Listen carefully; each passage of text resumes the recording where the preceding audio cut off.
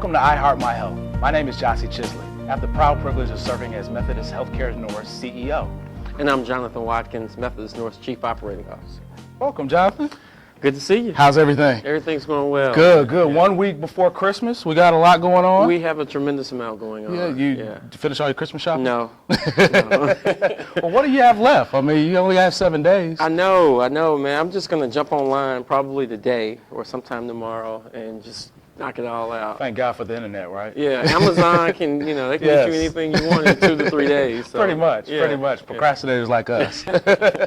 Well, it's really cool that we're going to transition from fall to winter. Yes. And speaking of transitions, we're going to talk to a lot of folks today about care transitions. Right. And why it's so important in healthcare. It is. I mean, we got 3 dynamic ladies that are part of the care transition team at Methodist North that really help us assist our patients along the entire continuum of care. Yeah, and the continuum of care is something that is so relevant right now, particularly because the government has actually mandated that we get better at it, correct? Right. Not only do we have to monitor how long patients stay in the hospital, but we have to ensure that once they do leave us, they aren't readmitted. They don't come back. Yeah. And in order to do so, we have to make sure that patients have everything they need when they're outside of the 4 walls of the hospital after they've left the comfort of those outstanding beds at Methodist North. Absolutely. And in addition, we've got to have some options for them on the outpatient side so they don't have to come to the hospital to seek all of their care. Right. I mean, it's a lot of work, and it requires the entire community working together to ensure that everyone's taken care of. We call that population health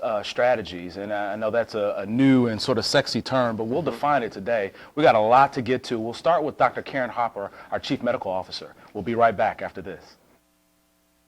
Is your event powered by Black Market Strategies? Theirs was Black Market Strategies, the new face of urban marketing. Let us plan your next big event or design that special flyer. Black Market Strategies specializes in street team deployment, flyer distribution, target marketing, product and event promotions, marketing and brand awareness, campaigns and election strategies. But wait, there's more. Media relations and solutions, business strategies, community marketing. We promote people, product, events, and brands. Is your event powered by Black Market Strategies? Give us a call today. 901-379-9101. Skinny Fiber works. I've got my Skinny Fiber. Have you got yours? If you need to drop 5 pounds quickly, Skinny Fiber works. If you need to get in that little black dress, Skinny Fiber works. Skinny Fiber lets you eat less and feel full. It's 100% all natural. It detoxifies the body, improves blood sugar imbalances, and melts away stubborn fat. Get yours today. For more information, call 901-860-5110. Or you may check out our website at www.skinnyuniverse.com. I'm Antonio Parkinson. Join me for the Antonio Parkinson Project each and every Thursday at 5:30 p.m. on Comcast Channel 31. Black Market TV. Welcome back to I Heart My Health. Today we're joined by our Chief Medical Officer, Dr. Karen Hopper. Welcome. Woohoo. Thank you. It's glad to have you. I'm glad to be here. Good, good. Before we start and continue talking about care transition, which Gyasi introduced and talked about, I want our audience to know a little bit about you, about our CMO. Where are you originally from? Baton Rouge, Louisiana. Okay. Is that where you did your medical school training and everything? No. I went to college in Memphis. Okay. At Southwestern at Memphis back then.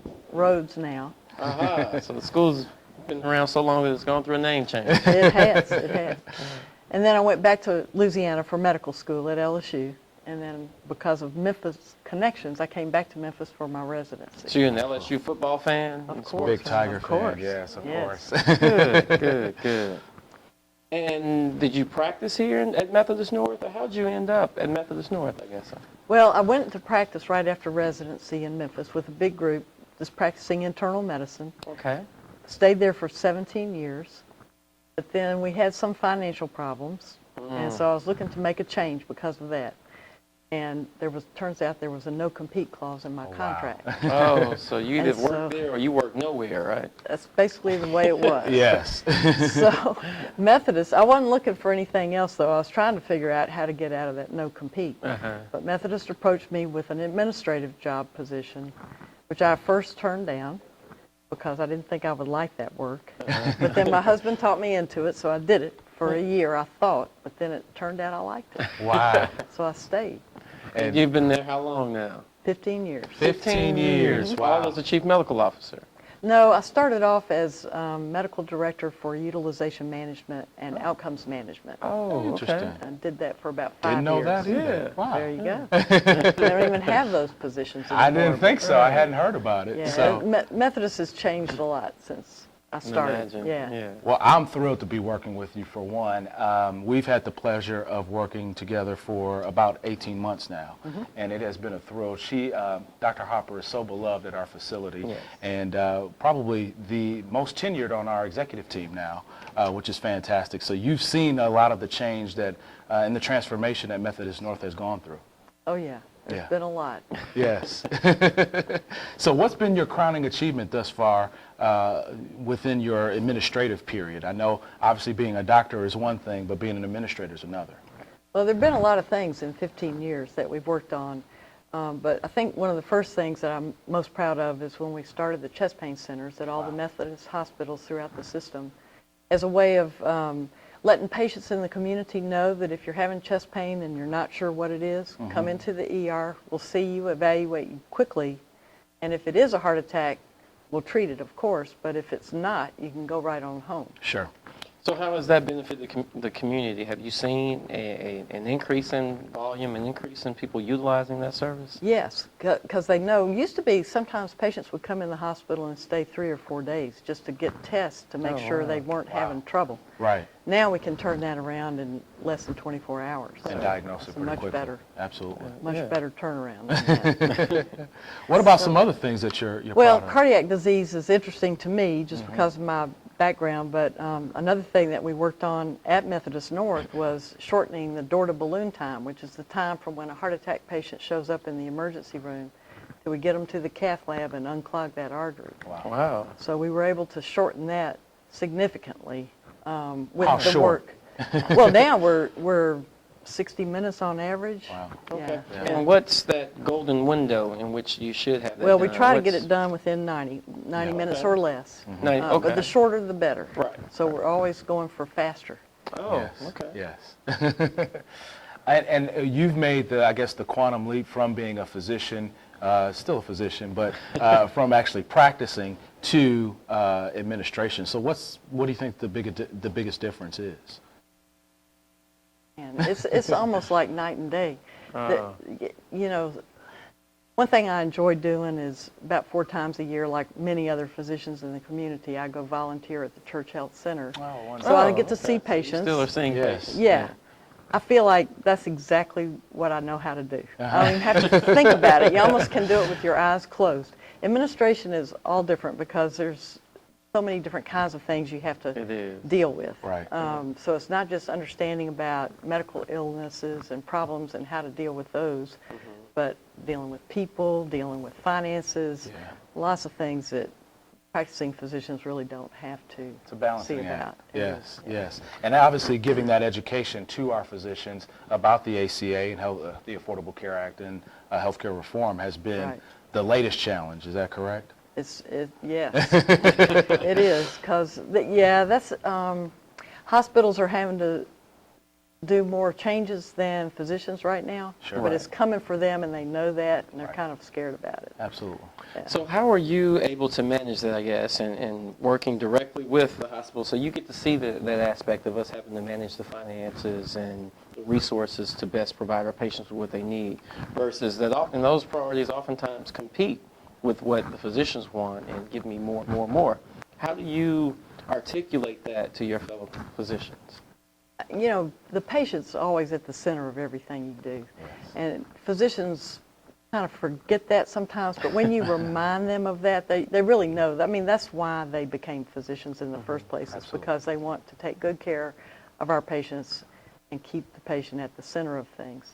There are a lot of distractions these days, and it does kind of pull you away, and you begin to wonder why you're Why you ever in this doing this hectic anyway? rat race. But if there's ever a question or problem or don't really know how to figure out how you're going to handle this problem, the thing to do is think, what's best for the patient? What's best And when for you the bring it back to that, that's usually what makes physicians make right decisions. Patient-centered care, correct? At its Well, best. at its best. So what are some of your other responsibilities? Obviously, you manage the best and brightest medical staff in all of the region at Methodist Healthcare North. But How what large other is that things? medical staff, though? About 80 physicians at North. Okay, so you're And other handling 80 credentials. physicians? Yeah, well, yeah. Keep them all in line and together? Wow. we have some really good physicians. It doesn't take a lot of wrangling. Yeah. But you're also responsible for quality improvement initiatives, and our mid-level providers as well. Right.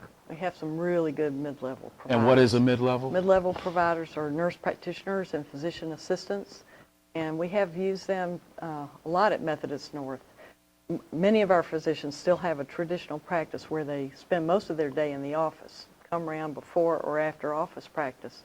But our nurse practitioners are there all through the day seeing to things while they're not able to be there, which has really been helpful. And great for the patient. So we'll after we come back, we want to talk to you a little bit more about one of the mid-levels that we're utilizing for the care transition and our whole pilot around that. So stay tuned. right. We'll be right back. Hi, I'm Antonio Parkinson. Join me for the Antonio Parkinson Project each and every Thursday at 5:30 p.m. on Comcast Channel 31. Is your event powered by Black Market Strategies? Theirs was Black Market Strategies, the new face of urban marketing. Let us plan your next big event or design that special flyer. Black Market Strategies specializes in street team deployment, flyer distribution, target marketing, product and event promotions, marketing and brand awareness, campaigns and election strategies. But wait, there's more. Media relations and solutions, business strategies, community marketing. We promote people, product, events, and brands. Is your event powered by Black Market Strategies? Give us a call today. 901-379-9101. Black Market TV. Welcome back to I Heart My Health.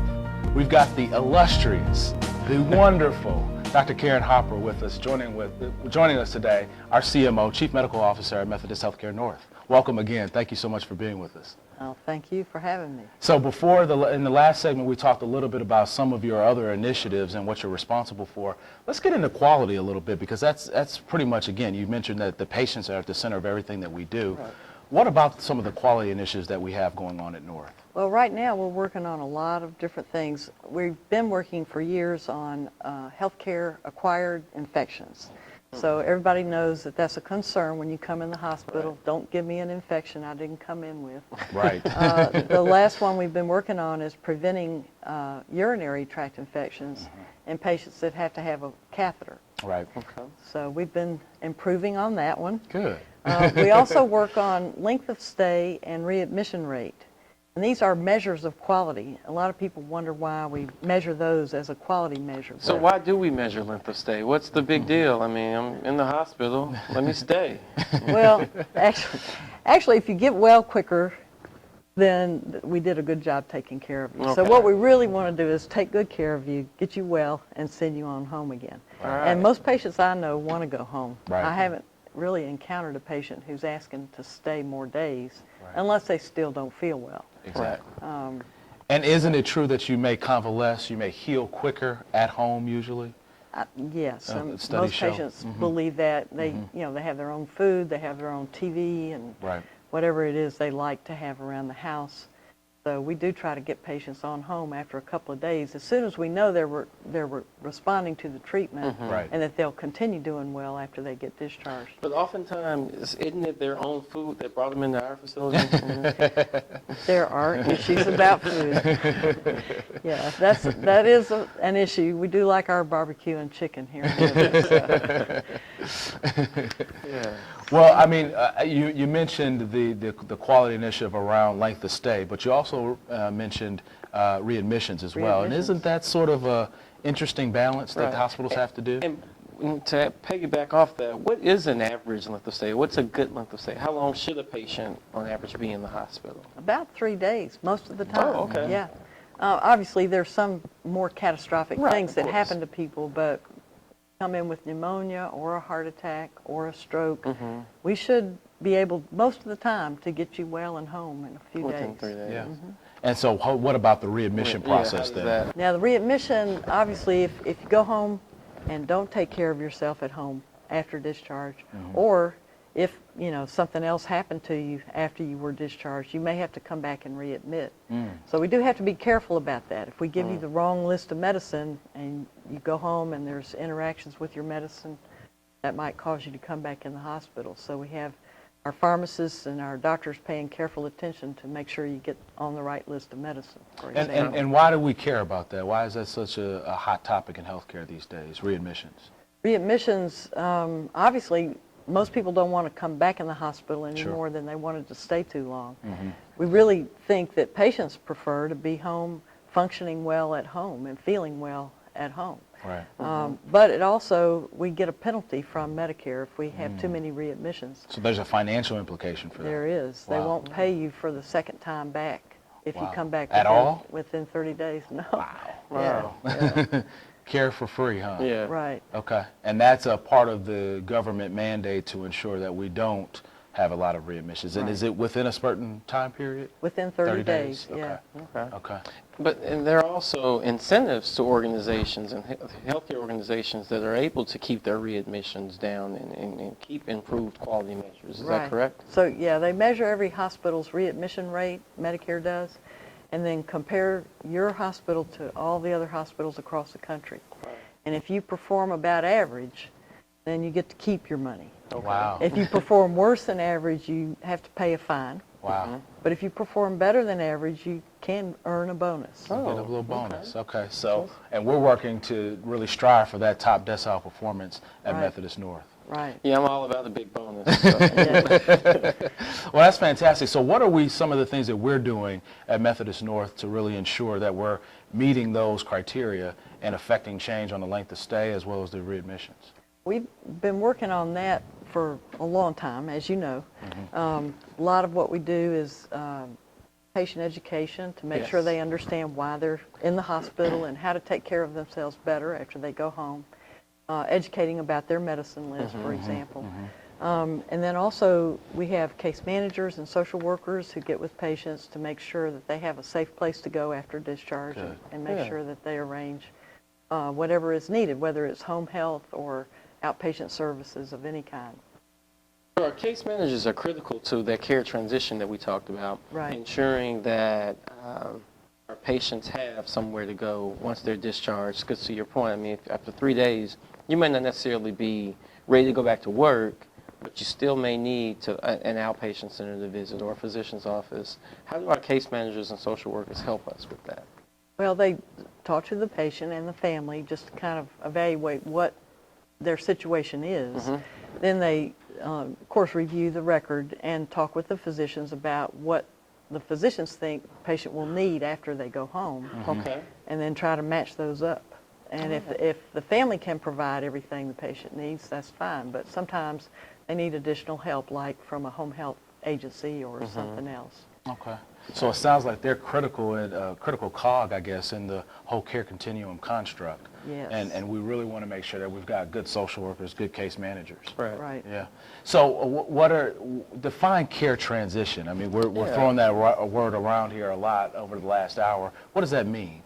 Well, transitioning from the inpatient side to the outpatient side, but then also transitioning to the inpatient side from the outpatient side. So it's really what's going on with the patient and their health and their chronic illnesses before, during, and after a hospital stay. Okay. Of course, what we're starting with is, their inpatient side and trying to address their needs as we just discussed. But we're wanting to focus more on what happens after discharge to make sure they have a place to go. Right. So, for example, the home health services if needed. Right. Some of our patients have a primary care physician in the community that can see them again after their discharge, within a few days after discharge. We know that's very important to preventing the readmission. But some patients don't have a doctor, or maybe their doctor's so busy they never can see them for within a few days. Yes. So we want to start a transitional care clinic at Methodist North. So what does that entail? What that would be is a place that a patient can go if they don't have access to a primary care doctor right away, see a nurse practitioner who would make sure that they're taking their medicine correctly, make sure that they're still doing well, and then address any problems that may have come up in the 2 or 3 days, and then also assist them in getting a medical home. To the appropriate level. That's awesome. Right. And we see so many people without a medical home, without a primary care physician, and hopefully Right. we'll affect change on that. So talk to us a little bit about this pilot now. So obviously the Care Transition Clinic will help with readmissions, but what about the pilot? The Care Transition pilot that we're doing, post-acute, all the other stuff that we're working on?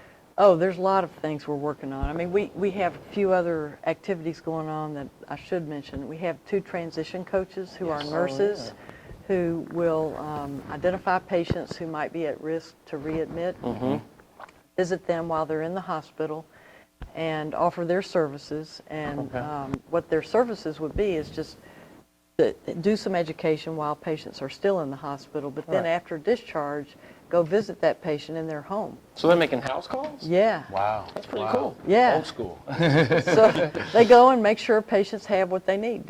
Were they able to get all their prescriptions filled at the pharmacy or not? And are they understanding how to take them correctly? And sometimes patients need to monitor their own health condition. For example, a diabetic might need to check their own blood sugar. Yeah. So making sure that they understand how to do that, and they know how to have do the that. tools and resources to do it. Right. And you mentioned one of our major chronic diseases, diabetes. Some others are COPD. What does that stand for again? That stands for chronic obstructive pulmonary disease or lung disease. Like emphysema or something? Emphysema, chronic bronchitis. Okay. And And then heart heart failure being another one. Heart failure is another very common chronic condition. Heart attack, we've talked about before. Sure. That's another one. So we're affecting change on that entire continuum, making sure that the patients have what they need at the appropriate level of care. That's the plan. That's the plan. Yeah. And that's why it's so important. So thank you so much for joining us today, Karen. Really appreciate it. I'm glad I came. Thank you so much. Thank you. We'll be right back after this. Is your event powered by Black Market Strategies? Theirs was Black Market Strategies, the new face of urban marketing. Let us plan your next big event or design that special flyer. Black Market Strategies specializes in street team deployment, flyer distribution, target marketing, product and event promotions, marketing and brand awareness, campaigns and election strategies. But wait, there's more. Media relations and solutions, business strategies, community marketing. We promote people, product, events, and brands. Is your event powered by Black Market Strategies? Give us a call today. 901-379-9101. Skinny Fiber works. I've got my Skinny Fiber. Have you got yours? If you need to drop 5 pounds quickly, Skinny Fiber works. If you need to get in that little black dress, Skinny Fiber works. Skinny Fiber lets you eat less and feel full. It's 100% all natural. It detoxifies the body, improves blood sugar imbalances, and melts away stubborn fat. Get yours today. For more information, call 901-860-5110. Or you may check out our website at www.skinnyuniverse.com. Hi, I'm Antonio Parkinson. Join me for the Antonio Parkinson Project each and every Thursday at 5:30 p.m. on Comcast Channel 31. Black Market TV. Welcome back to I Heart My Health. Today we've been talking about our care transition plan and how it's so important that patients move along the entire continuum and the important role that both physicians, nurse practitioners, as well as our physician assistants play in that role. Today we have a critical component of that joining us from Methodist North, our Director of Care Transition, as well as one of our nurse practitioners, Liz Jones. Thank you for joining us today. Thank you for having me. Wearing multiple hats, huh? Yes, So you're probably extremely busy at the hospital, I'm sure. yes. So explain to us a little bit about what a nurse practitioner does on a day-to-day, on every day, as well as your role as the Director of Care Transition. What's a day like for you, I guess? A day like for me. Nurse practitioners, what we do is we round on the patients to make sure that they are getting the appropriate care. So you're also the Director of Care Transition at the hospital, right? Yes. And you have an entire team of how many people working with you to help ensure patients? go 22. flow? We have- 22 people. Okay. And so 10 what's the- unit-based case managers, 5 social workers, Okay. and then some utilization review, appeals Now- coordinators. Now, utilization review and appeals coordinators, how do they fit into this whole thing? What do they do? I'm not sure what those roles. The utilization review specialists make sure that the patient is in the right level of care. Okay. Based on some guidelines, Milliman guidelines, or there's interqual guidelines. Right. make sure that the patient is, that we communicate the clinical information back to the payer so that they can approve the days. That confirms that the patient needs to be in the hospital. So they assist us basically in ensuring that we get paid as an organization for the care that we provide, that everything's appropriate and in accordance with, I guess, appropriate care guidelines. Absolutely. So obviously you've got a big role at the hospital. Dr. Hopper in our previous segment talked a lot about the care transition clinic, some of the other things that we're doing to affect change in and out of the hospital. How have you what strategies have you employed to kind of help that along? What I do as the Director of Care Transition, as well as a nurse practitioner, is oversee the care coordination in the hospital.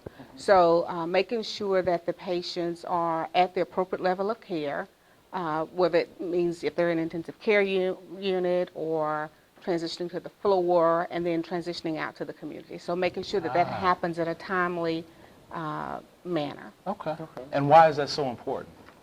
We want to have a flow or throughput. We need to make patients to get into the emergency room, get to whatever bed they need to be in, and then we need to coordinate that care and transition them back into the community. Get them to the appropriate level of care so that they can heal quicker and not actually come back to the hospital, correct? Absolutely. So you must have some wonderful insight and be trained out the wazoo to do this kind of work. Can you tell us a little bit about your background?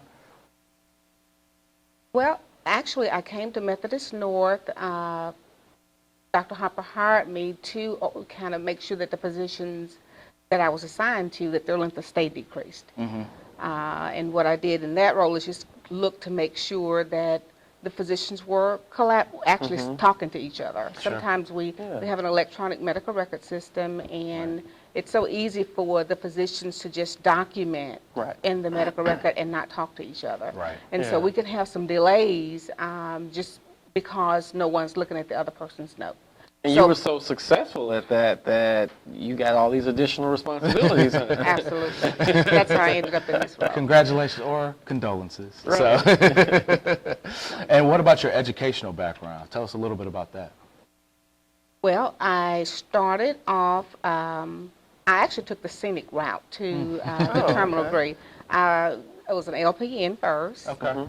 So then I went to the associate degree, the bachelor's degree, master's, and then I completed my doctorate degree in December of 2007. Wow. So I understand congratulations. all of the all aspects of nursing. Yes, you do. Wow, you've seen it all. Yes, Yeah. indeed. Yeah. And you've got so many degrees. I mean, how has that helped you along your career, especially with this new role that we're piloting at Methodist Healthcare North and Care Transition? Well, it just gives me a broader perspective. I mean, I can see things as an RN. I can see the things as an LPN would see it and know that their level or their scope. They won't expect an LPN to know as much as an RN. Sure. Right. And then the advanced practice nurse, of course. What I'm bringing to this role is a combination of all of it. Yeah. So.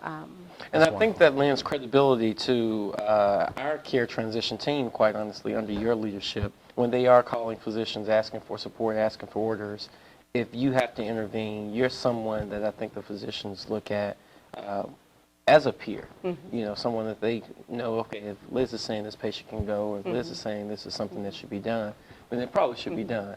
And I know as an organization, we're extremely proud, I think I can speak for Gyasi as well, of the work you've done, extremely appreciative as well. So Yes. Thanks we for the appreciate opportunity. it. Yes. Yeah. And you've been wonderful at getting results, really, truly. So we went from a high length of stay to a lower length of stay. Can you talk to us a little bit about that? That's been one of the hard. It's a challenge. It's a challenge. And the reason that it's challenging is because we have some of the associates that have been accustomed to the length of stay being, 7 or 8 or whatever. Well, 7 days. And it's Wow. and it's primarily that way because just sometimes it's physician practice pattern. Right. Sometimes it's we can't get things done on the weekend. Even though we're a 365-day facility, we 24/7. stop working. Yes. We stop working at 4:30 on Friday, and then we start back at around 10 on Monday. Right. Which is So a practice we're changing, by the way. Yes. Yes, we're Well, changing we have that. changed under Liz's leadership. Yes. Because now our length of stay, we're proud to say, is down to what?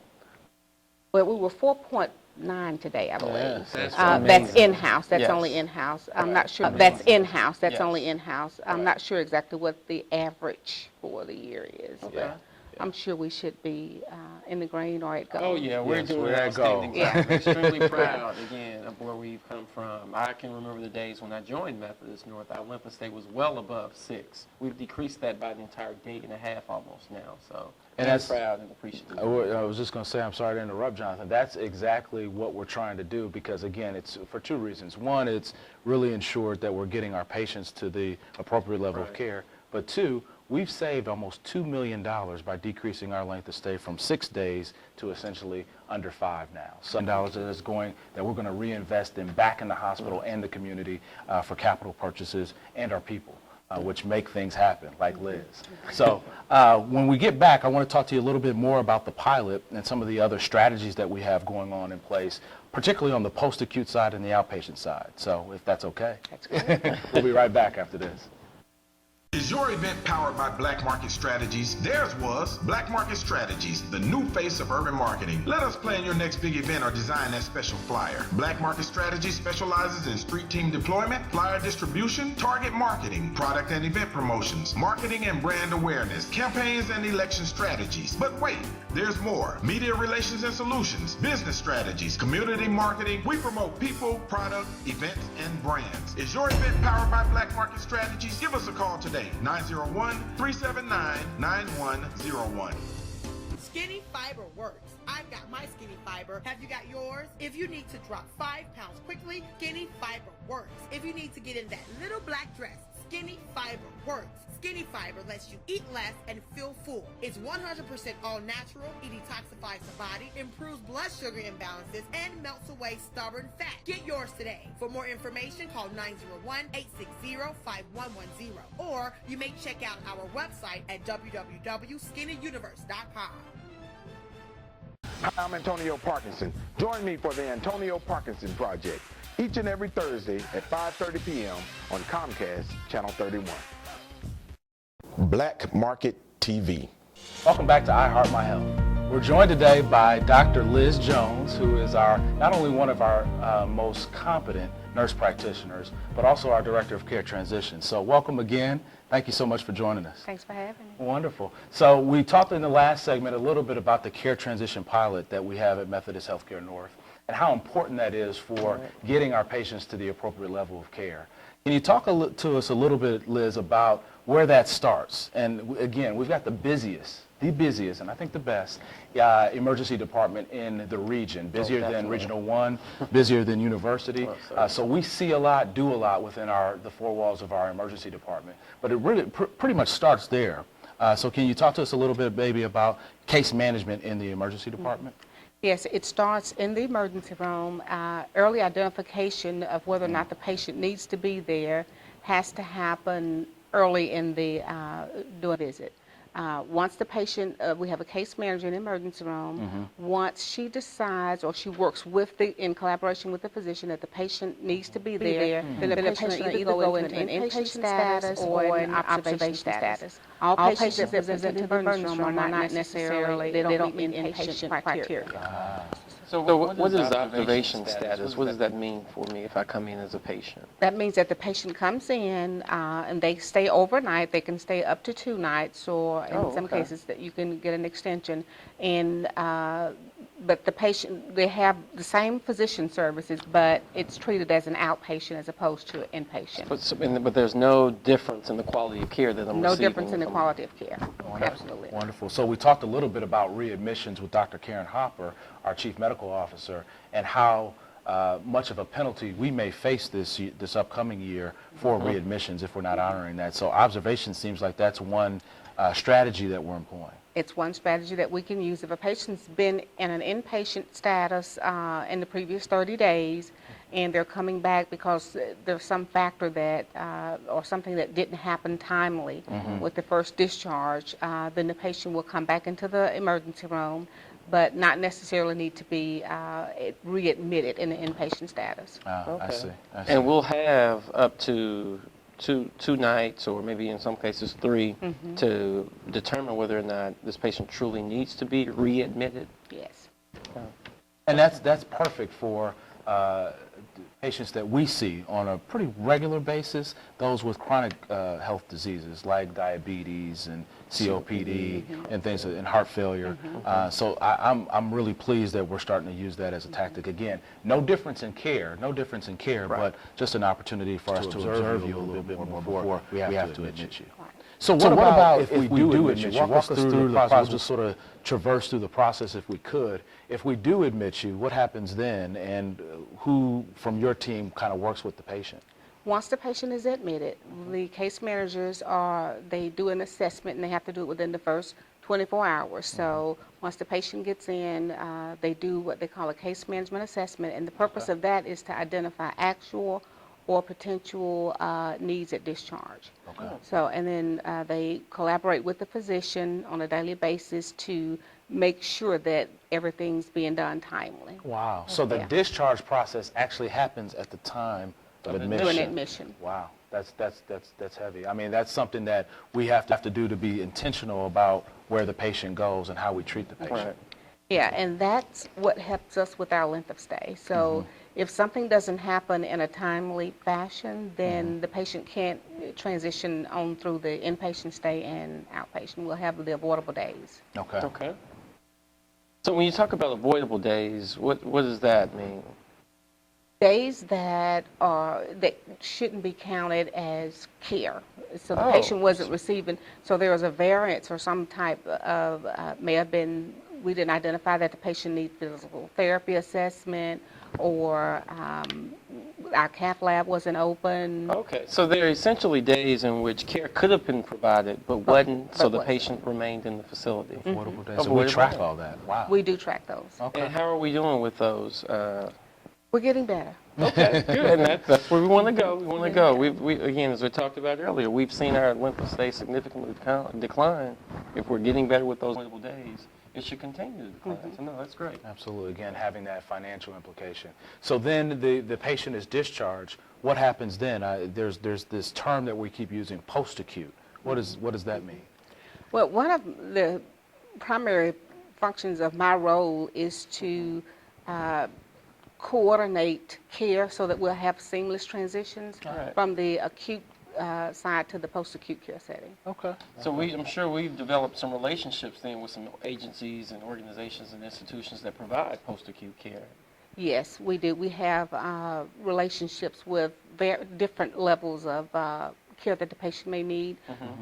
If they're going to need a skilled nursing facility, if they're going to need inpatient rehab, we already have relationships with those community partners, and what we do is just try to see what level is going to be best for the patient. For that patient. Right. And it's, again, important for them to convalesce, to heal in the most appropriate setting. Sometimes that's the hospital, sometimes that's not, and that's why we have to have the partnerships that you've developed for us as part of the post-acute side. So that's fantastic. And again, to Jonathan's point, we're doing great with that. I think we're starting to get very coordinated. Wonderful. So not all patients are discharged home. Some are discharged to the skilled nursing facilities, the LTACs, the long-term acute care hospitals, and maybe even some rehab hospitals. Okay. Speaking of rehab hospitals, we'll actually talk to the CEO of HealthSouth coming up right after this. Is your event powered by Black Market Strategies? Theirs was Black Market Strategies, the new face of urban marketing. Let us plan your next big event or design that special flyer. Black Market Strategies specializes in street team deployment, flyer distribution, target marketing, product and event promotions, marketing and brand awareness, campaigns and election strategies. But wait, there's more. Media relations and solutions, business strategies, community marketing. We promote people, product, events, and brands. Is your event powered by Black Market Strategies? Give us a call today. 901-379-9101. Skinny Fiber works. I've got my Skinny Fiber. Have you got yours? If you need to drop 5 pounds quickly, Skinny Fiber works. If you need to get in that little black dress, Skinny Fiber works. Skinny Fiber lets you eat less and feel full. It's 100% all natural. It detoxifies the body, improves blood sugar imbalances, and melts away stubborn fat. Get yours today. For more information, call 901-860-5110. Or you may check out our website at www.skinnyuniverse.com. Hi, I'm Antonio Parkinson. Join me for the Antonio Parkinson Project each and every Thursday at 5:30 p.m. on Comcast Channel 31. Black Market TV. Welcome back to I Heart My Health. We've been talking with you a lot about the entire continuum of care at Methodist North. And the critical component of that is our partners at HealthSouth Rehab. And we're joined by Mrs. Marcia Taylor, the CEO of HealthSouth. Thank you so much for joining us this evening. Honored to be here. Welcome. Thank you. Welcome. So, what is HealthSouth Rehab? Talk to us a little bit about that. HealthSouth Rehab is one of the largest rehabilitation hospitals providers in the nation, actually. We're comprised of 104 hospitals nationwide. Wow. Two of those hospitals are actually located in Puerto Rico, believe it or not. Oh, wow. Okay. We operate out of 28 Have you been states. able to visit those? Not yet, and everybody always asks if they can go there, and we tell them absolutely not. But again, we have 28 states that we operate in. Two of those hospitals are located here locally in Memphis, and within Tennessee, we have 7 inpatient rehabilitation hospitals that are HealthSouth hospitals. Wonderful. That's wonderful. Absolutely. So a broad outreach. Yeah. Absolutely. And now you're the chief executive officer of one of those wonderful hospitals. Yeah. Actually, again, a stone's throw away from our hospital. Right. So how did you talk about your rise, your ascension to CEO? Well, I'm by background a registered nurse, Okay. and I've been in nursing for about 25 years or Wow. so. Inpatient, outpatient, rehab? What? Quite a bit of areas. I actually started my nursing career at Methodist Healthcare. Oh. Really? Which facility? At Methodist University in the mid-'80s. Okay. Started there, and actually just worked in so many different areas, Yeah. medical, surgical, oncology. Actually did some home health at did one you? point. Women's health, well baby nursery, Oh, wow. Nice. So, as well as the ICU for the babies as well. So, wow. So the NICU, yeah. absolutely. Yeah, you have seen it all. I've seen it all. Yeah, you and Jay-Z and yeah, I've seen it all. Right. So I actually started at HealthSouth in 2008 as the Okay. chief nursing officer. Awesome. So I've been there for, I guess that's right about 7 to 8 years Yeah, now, years, okay. and have seen quite a bit of amazing I things can done imagine at that you have. hospital. Yeah. Wonderful. And because you've been a wonderful partner for Methodist North, I will say that. Thank so we're you. extremely appreciative of it. Thank you. What type of patients do you see at HealthSouth Rehab? Well, we're accredited by the Joint Commission for disease-specific stroke certification. So, Okay. of course, stroke is one of our specialties. Sure. We actually take care of brain injury patients, Oh. patients that have suffered traumatic illnesses such as amputations, motor vehicle accidents, Okay. orthopedic patients. Oh, That's a big part of our population. and that's a huge focus at Methodist Healthcare North, Yes, too, is orthopedics, yes. which we'll talk about in the next segment a little bit. Yes. Yeah, so you've got a broad background, obviously ascended now to the CEO, you were formerly the CNO. CNO. Yes. So talk to us a little bit about what you've seen, the changes in healthcare. Healthcare is a little bit volatile right now. I think for most entities that are involved, there's a lot of legislation that's impacting us, and it's pretty much a challenge for us. The goal, of course, is better patient care, better outcomes, and we definitely want to be a part of that and assure that we're doing our due diligence to take care of our patients. But it makes it a little bit difficult as a Oh, yeah. healthcare provider. So lots of regulations right now from the government. Right. The impact law that requires additional reporting Yes. on our part. So we are continuously preparing our staff to ensure that the quality care is there and that we're meeting the needs of our diverse population. Very diverse. Yeah, so I mean, doing more with less, I think, is something that everyone's Absolutely. being challenged and charged with Absolutely. You doing. have to do it lean. Right. Have Yes. to do it lean. Yeah. Yes. Yeah. So we get paid a certain way. We being at Methodist North get paid a certain way. But rehabilitation hospitals are a little bit different. Can you talk about the nuances a little bit, Marcia? Absolutely. We are paid by Medicare prospective payment systems for Medicare patients. The interesting thing about rehabilitation that's different from acute care is that in rehabilitation, our team has to document the burden of care. Oh, In acute care, okay. you're trying to get your patients better Right. and to indicate why they're doing well and why they should go home. It's quite the opposite in rehab. We have to document what that burden is for the staff to provide care to that patient. And which is a change for most of our employees because they oftentimes come from the acute care setting. change in So thinking. it is. Yeah. It's a totally paradigm different way of- shift for It them. is. Yeah. It is. Absolutely. So what is the average length of stay for patients at your facility? On average, about 12 days is what most of our patients stay. days, okay. Again, it depends very strongly on their diagnosis, what their medical complexities entail, what their comorbidities are. Some patients, if they're maybe a single joint patient, they may stay a lot, maybe fewer days, so maybe 7-day stay. Right. Some of our patients who are impacted by strokes and some of those neurological disorders like Those take a lot longer. yes, lupus and Parkinson's disease and those kinds of things take a little longer. We've seen those patients stay sometimes up to 20 days or so. Oh, wow. Wow. And where do you get your patients from? Is there a particular service area, or they come from all over the city, the state? Great question. Of course, we're joint venture partners with Methodist, so the biggest part of our patient population actually comes from our partner. But we can accept patients from the acute care setting, from the emergency departments. from the If they're in observation status even, we can take those patients. Many times we get referrals from doctors' offices directly, home care agencies, clinics, and even from home. Patients who've had a significant decline at home, if they've started falling at home or they're demonstrating some unsafety, we're able to send a liaison to that home and evaluate that patient and bring them into our setting so You that they guys can make house calls too. We make house calls. Absolutely. So quite an intricate operation that you are overseeing. Yes. Talk to us a little bit about your staff, your team at HealthSouth. Have a dynamic team of senior leaders, quality director who really focuses on all of the quality outcomes, case management director really works closely with the acute care settings to ensure that when we do receive patients, we're preparing them to go back into the home and the community. That's our goal. Right.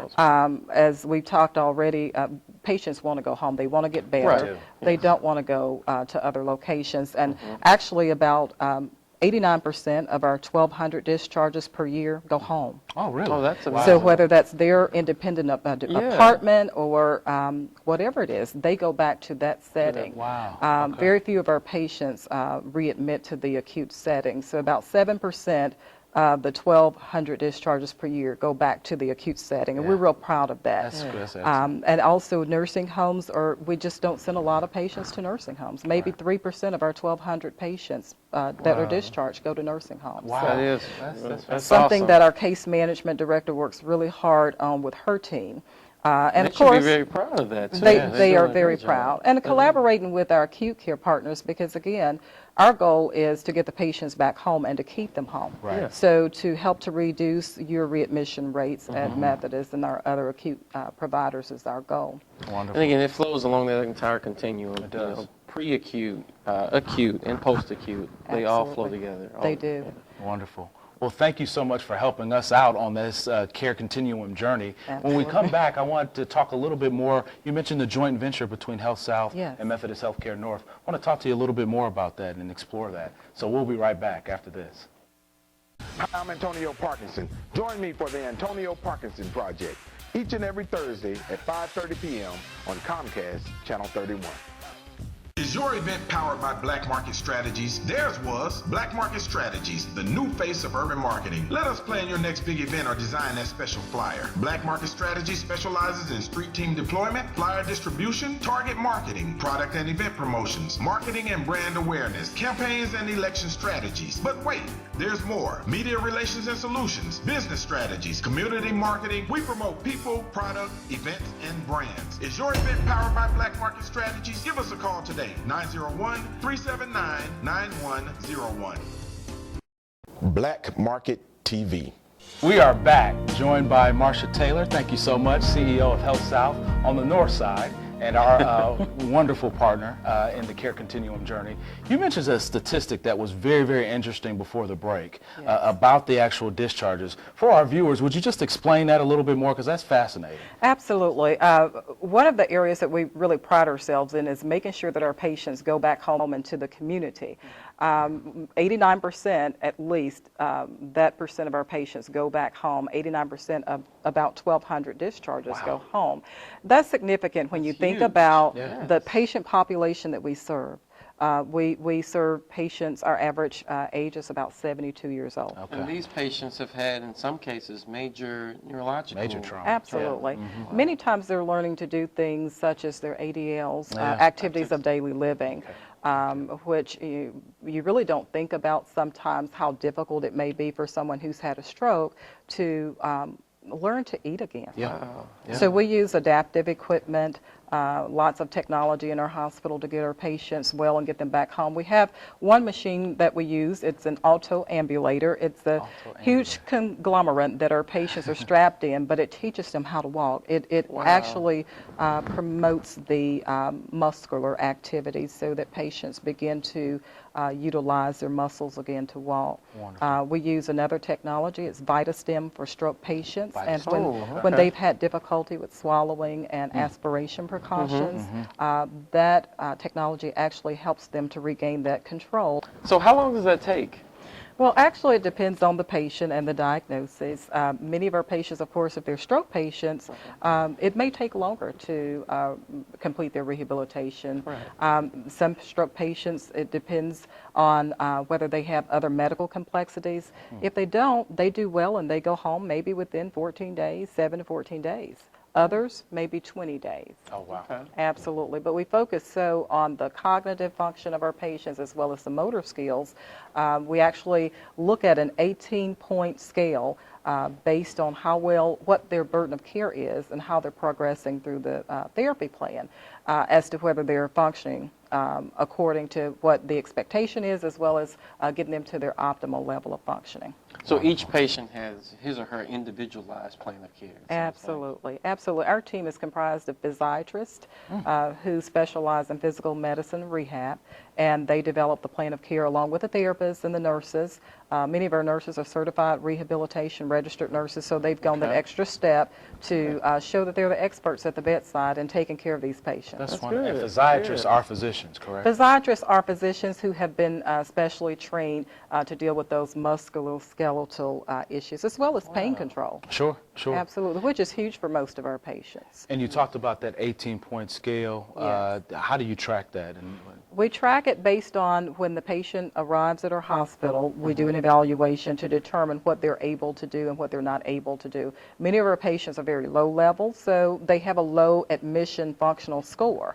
However, when they leave, many of our patients have progressed through therapy and done so well that they have gained about 42 to 45 points on that scale, which is huge. That's amazing. And when you look at the average age of our patients being 72 years old, many 72-year-olds don't do the kind of therapy that we provide. Our patients have to do at least 3 hours of therapy every day, and it's customized to ensure that we're managing them medically stable. Absolutely. And again, to reiterate that statistic, that you discharge home, many of those patients don't come back to the hospital. Absolutely. Approximately 89% of our patients that we discharge, which is about 1,200 discharges per year, go home to their home setting, whether it's their independent apartment, their single residence home.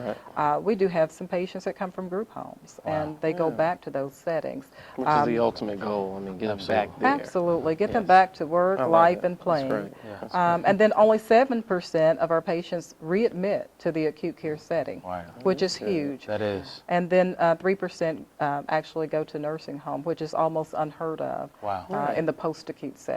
So we're real proud of that. Yeah, that's fantastic. So one of the things that we're most proud about is our partnership with HealthSouth. Absolutely. And many people don't even know that we've got a 50-50 joint venture with with HealthSouth. So Yes. can you talk to us a little bit about that, Marcia? Absolutely. Years ago, we had a 70-30 venture, and a couple of years ago, we became 50-50 partners, and we have collaborated on so many initiatives, one being the Community Advisory Group Yes. that you all are doing, which allows our team to be a part of the great outcomes that your team actually experiences. It also allows us the opportunity to collaborate on initiatives to get our patients back home into the community. So we're real proud of that venture that that we care have. transition initiative care that we're doing. transition. You guys have been a huge partner for us. Huge in that. partner, and thank you so much for your leadership and your just engagement in the community. It has been just a godsend to be working with you. I really, really appreciate it. I hope our viewers understand now that the care continuum is so important and that it's so vital to ensure that we transition through the care in the appropriate levels, that our patients are better for it, that we're getting our patients not only home but back to life and back to what they do best. So thank you so much for joining us today. On behalf of Jonathan Watkins and Marcia Taylor, I'm Gyasi Chisley, and we'll see you next time.